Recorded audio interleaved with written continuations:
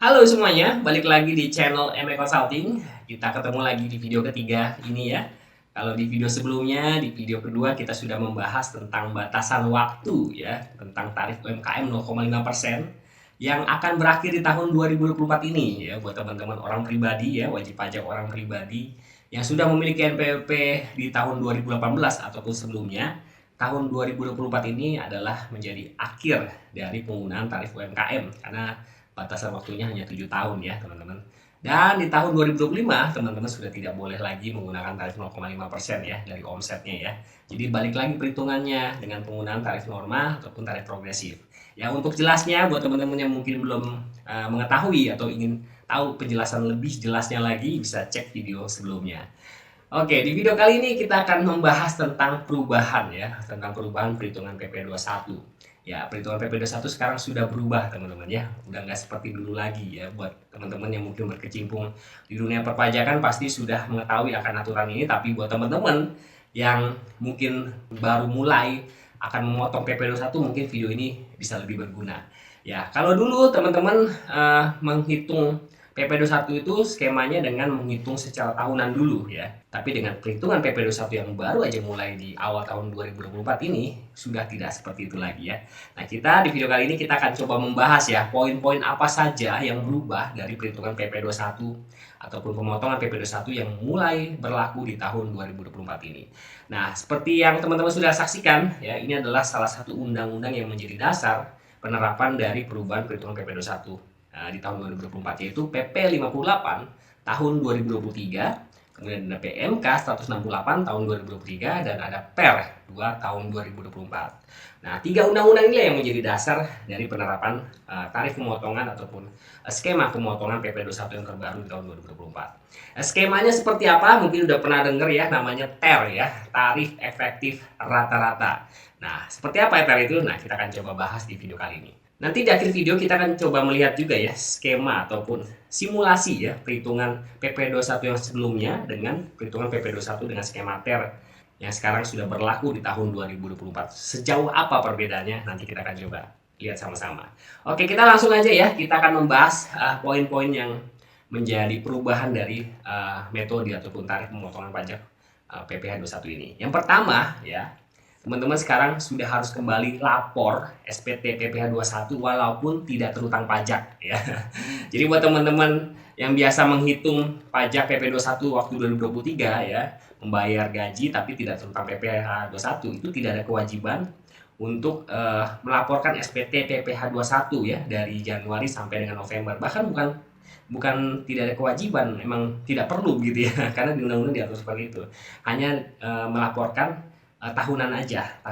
Jadi kalau 1 bulan itu tidak ada PPh 21 yang terutang, tidak perlu ada pelaporan SPT PPh 21.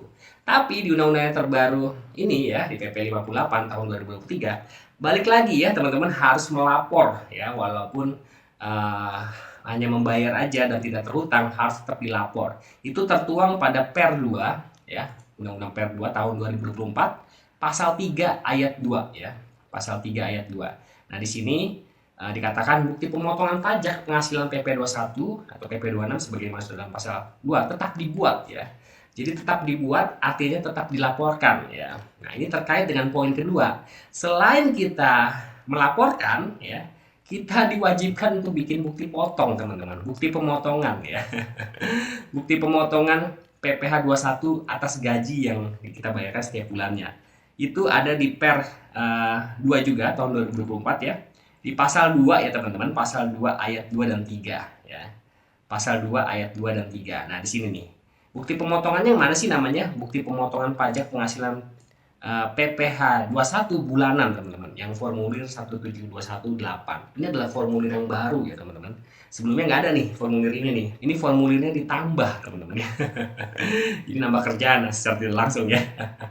Dan di ayat 3-nya berbunyi bukti pemotongan pajak penghasilan pasal 21 bulanan ya, yaitu formulir 17218 sebagaimana dimaksud pada pasal 2 huruf C merupakan bukti pemotongan pajak penghasilan pasal 21 bagi pegawai tetap ataupun pensiunan yang menerima uang terkait pensiun.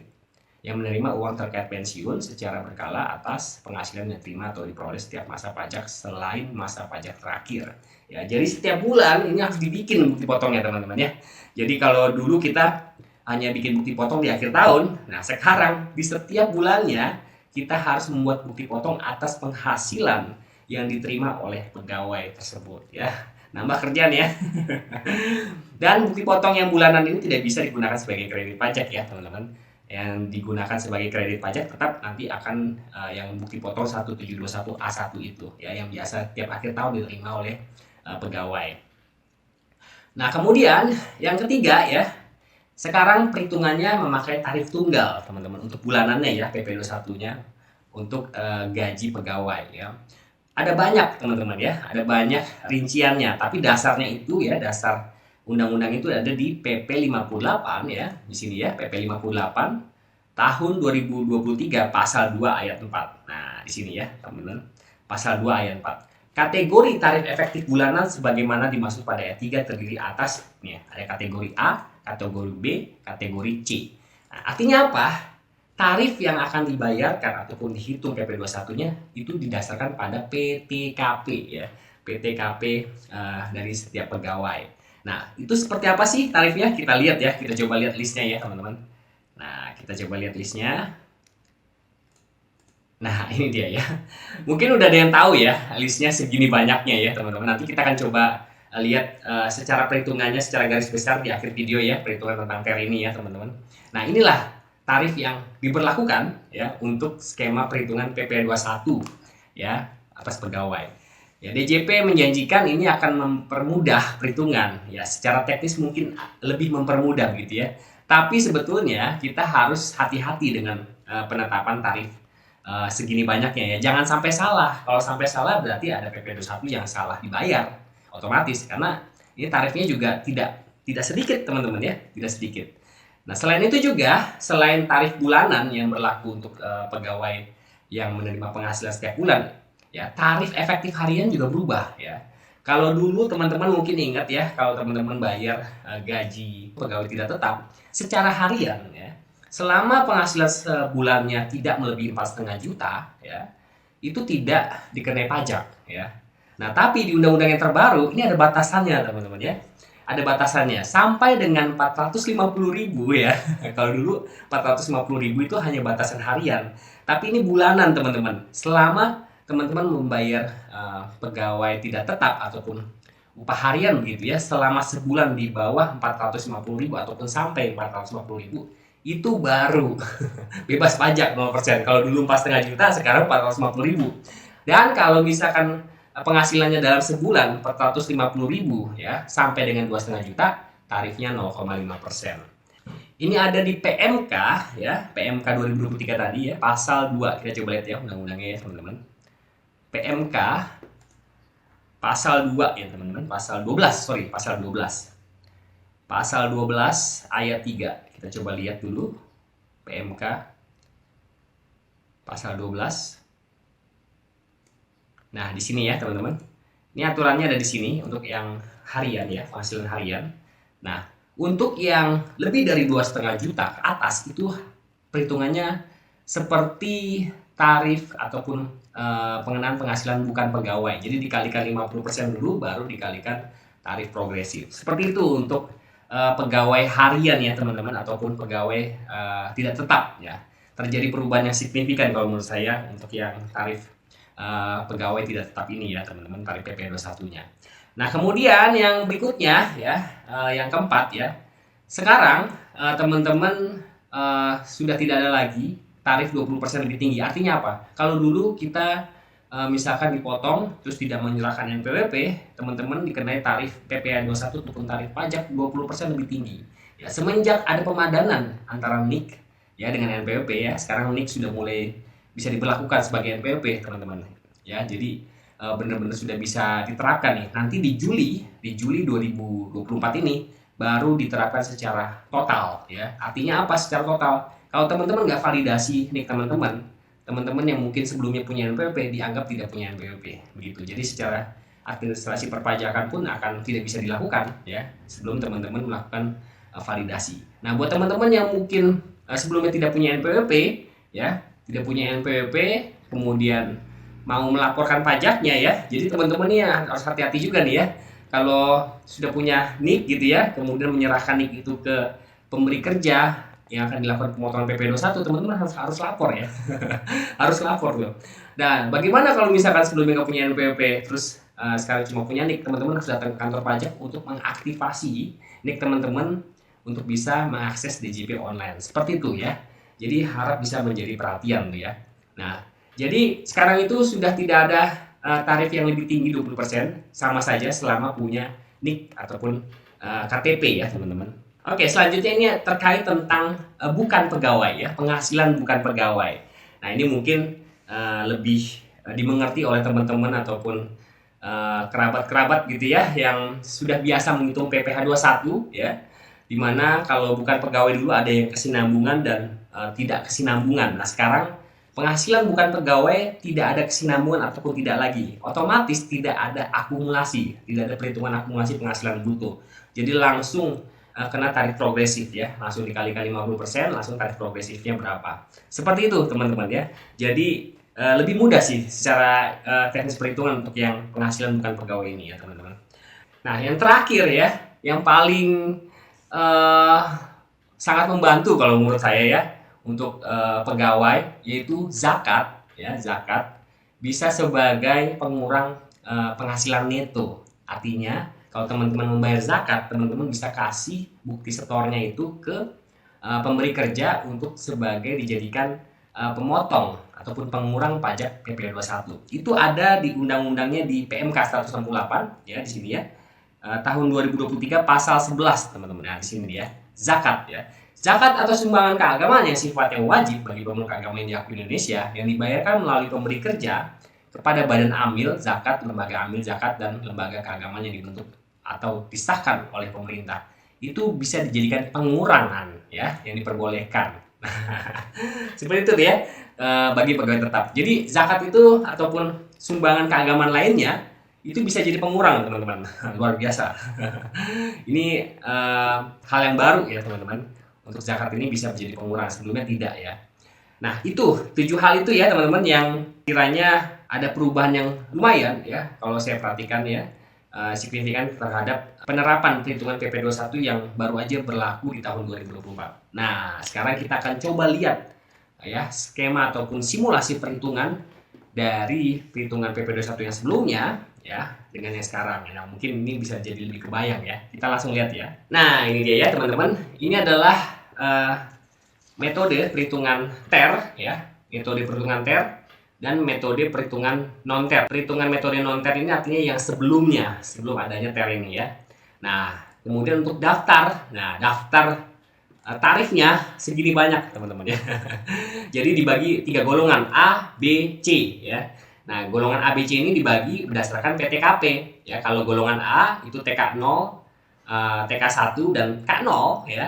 Nah, kalau golongan B TK2, K3, TK3, K1, K2 dan yang terakhir ada yang golongan C yaitu K3 ya, PTKP yang paling tinggi.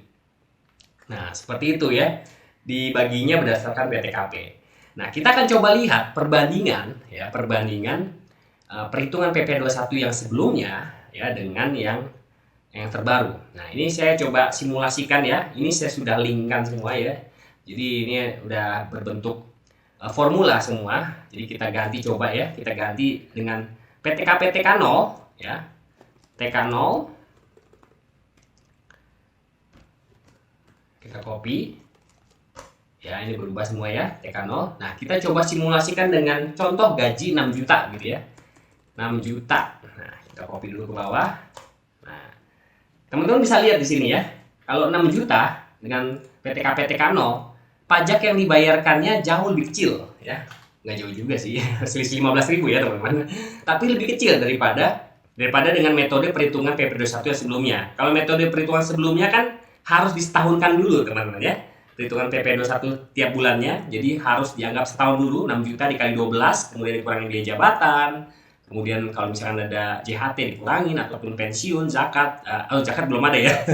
JHT ataupun dana pensiun itu bisa dikurangkan dan mengurangi neto. Nah, dari itu dikurangi PTKP, dapatlah penghasilan kena pajak, kemudian PP 21 nya dibagi 12 ya. Nah, kalau dihitung, kalau dilihat nih ya, ini lebih kecil teman-teman ya, 45.000 dengan 60.000. Nah, coba kalau misalkan ini kita lihat dulu di akhir tahunnya ya. Coba ya kita simulasikan ya teman-teman. Nah, ini saya hilangkan dulu ya. Jadi 45.000, 45.000. Nah, pas setahunnya, nah di hitungan per tahunnya ya teman-teman, di perhitungan per tahunnya tiba-tiba ada lonjakan ya. Dari Januari sampai November 45.000 ya. Kemudian di Desember tiba-tiba naiknya cukup signifikan ya.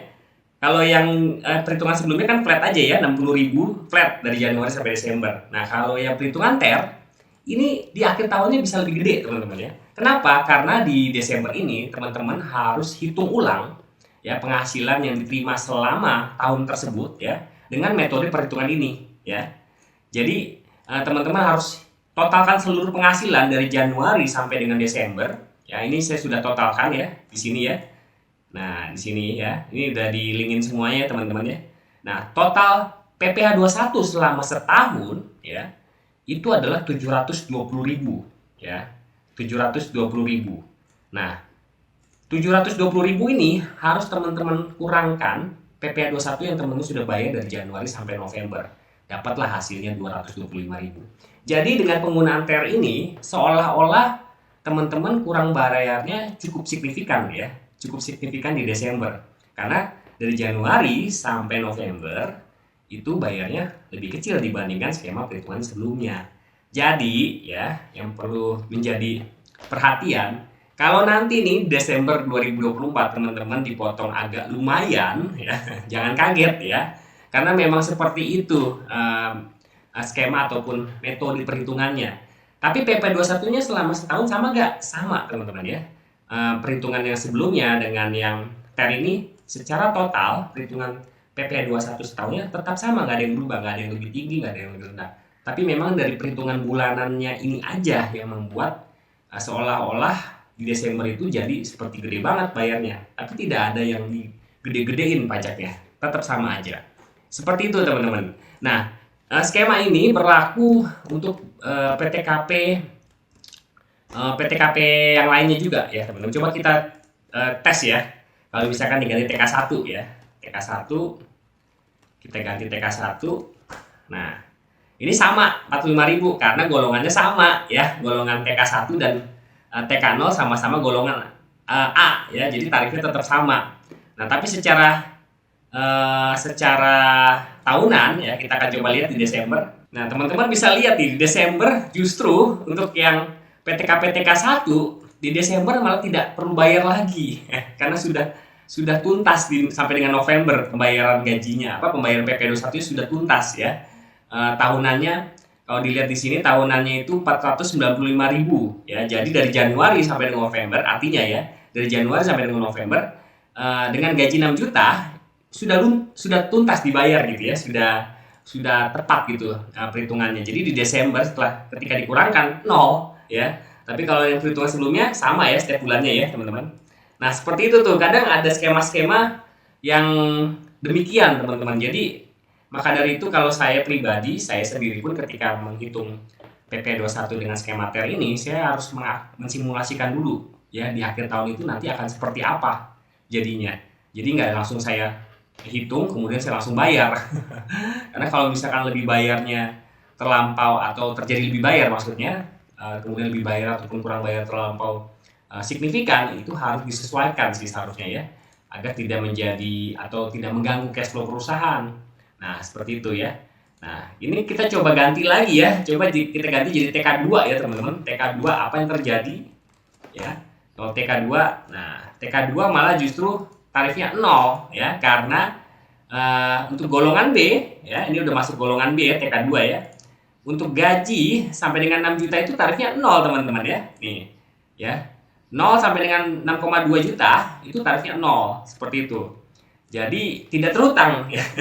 Misalkan begitu ya, gaji 6 juta, PTKP TK2 gitu ya. Dari Januari sampai November kok nggak dipotong ya saya ya? Nah, di Desember baru deh dipotong 270.000. Jadi memang seperti itu ya teman-teman, ketika dihitung ulang ternyata terhutang, dan terhutangnya ataupun dipotongnya di akhir tahun. Jadi jangan kaget tuh ya. Jangan kaget kalau misalkan kok biasanya nggak dipotong tiba-tiba dipotong. Karena memang skema perhitungannya yang seperti itu gitu ya.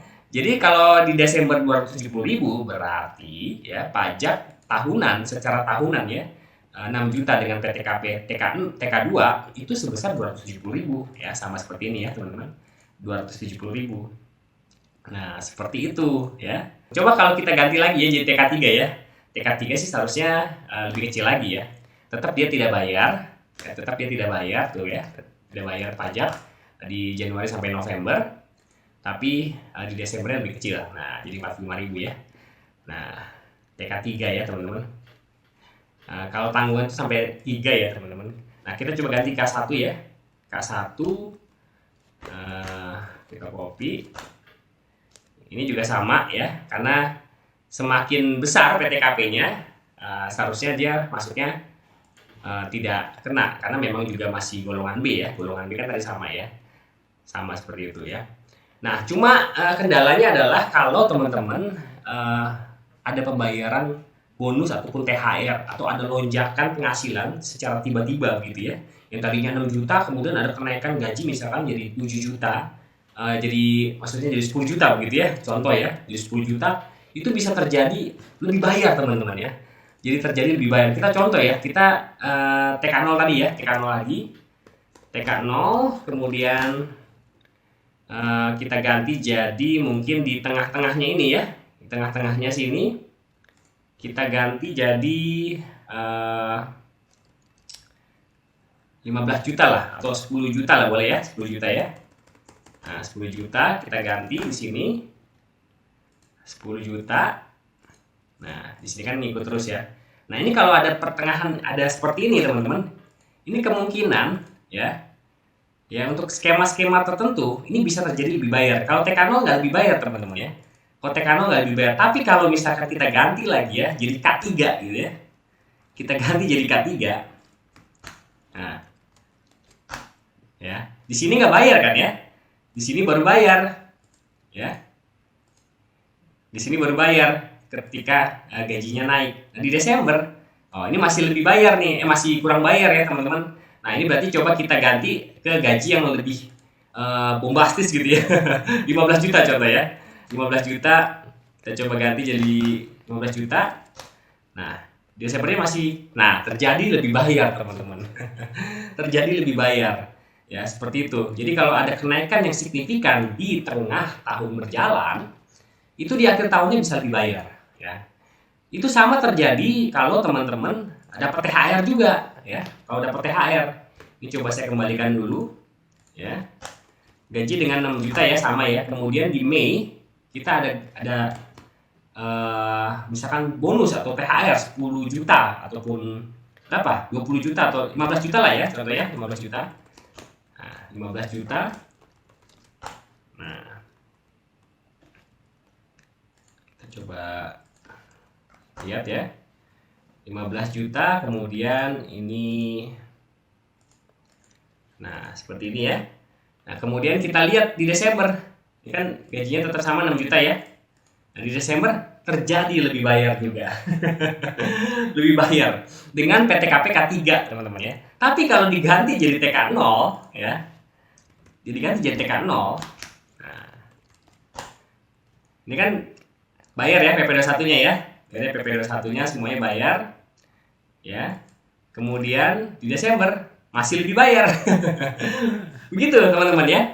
Nah tapi kalau misalkan ya gajinya kita ganti nih jadi 6 juta deh ya, kecilan nih, kita bikinnya agak mepet sama pembayaran THR sama bonusnya, kita bikin 10 juta misalkan contoh ya.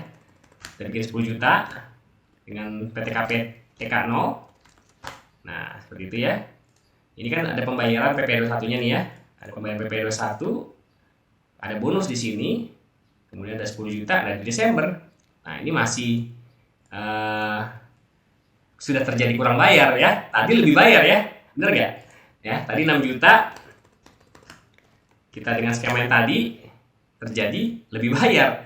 Tapi ya dengan gaji yang berbeda ya, dengan TK0 yang dengan PTKP yang tidak berubah ya, jadi kurang bayar. Seperti itu. Nah, intinya apa teman-teman? Jadi skema ini agak unik sih ya. Jadi harus menjadi perhatian walaupun memang secara ya kita hanya mencoba mengikuti aturan aja gitu, maksudnya yang nggak usah pusingin itulah, itu ikutin aja aturan. Kalau misalkan terjadi lebih bayar ya tinggal kompensasikan, ataupun kalau terjadi pemotongan ke PP 21, pemotongan PP 21 ke karyawan tinggal dikembalikan ke karyawan, seperti itu ya. Tapi kita harus lihat konsekuensinya. Bisa aja kalau kita nggak terlalu perhatikan, ini bisa lebih bayar terus nih. Bisa lebih bayar, kemudian bisa kurang bayar signifikan. Seperti tadi saya kasih contoh ya, di awal-awal nggak bayar, tapi tiba-tiba di Desember nilainya melonjak begitu ya. Kan bisa mengagetkan gitu ya kalau misalkan pegawainya terima gaji dipotong gitu ya.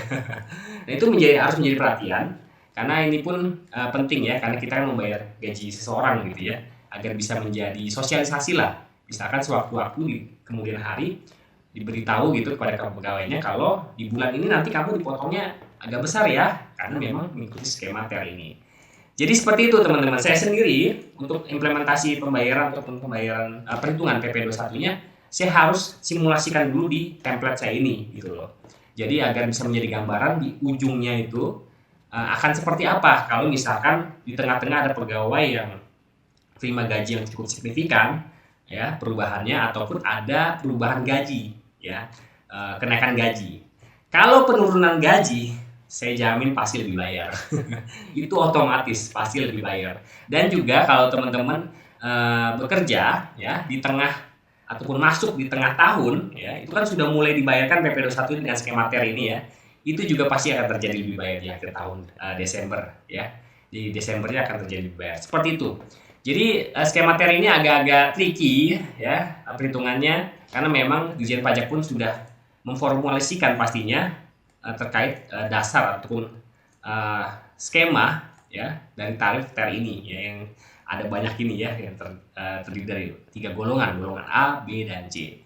Ya paling videonya sampai sini dulu ya teman-teman, semoga bisa jadi gambaran buat pelaku-pelaku yang suka ataupun sering berkecimpung di dunia perpajakan seperti saya, bisa menjadi perhatian untuk terkait perhitungan PP 21 ini. Dan buat pegawai yang nantinya akan menerima bukti potong di akhir tahun ya, semoga dengan nonton video ini bisa menjadi gambaran ya, bisa jelas kalau nanti di akhir tahun ada kemungkinan terjadi pemotongan ataupun pembayaran PP 21 yang cukup signifikan. Seperti itu, sampai jumpa di video berikutnya. Terima kasih.